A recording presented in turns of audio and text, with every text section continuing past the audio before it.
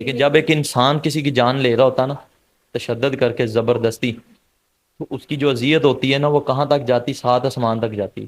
یا اللہ مجھے بچا لے، ہائے ماں مجھے بچا لے، ہائے بھائی مجھے بچا لے، ہائے ربا مجھے بچا لے۔ تو کیا ہم اپنے بھائی کو اس وقت جواب دیں گے کہ تیرے قاتلہ نے اسی معاف کر دیتا ہے؟ رئیس کیسے معاف کرے گا جس پہ اتنا تشدد ہوا، جس کو پتہ نہیں کتنے گھنٹے باندھ کے رکھا گیا، اور فائدہ نہیں ہے، آپ کو کوئی گنجائش نہیں ہمارے پاس معافی کی، ٹھیک ہے؟ رئیس کی قبر پہ آئیں، اگر وہ اٹھ کے کہہ دیتا ہے تو ہم معاف کر دیں گے۔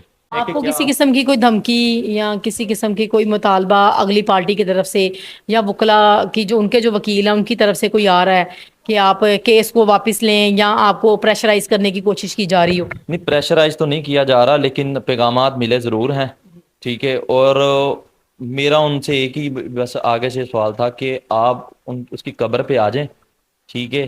رئیس کی قبر پہ آئیں، اگر وہ اٹھ کے کہہ دیتا ہے تو ہم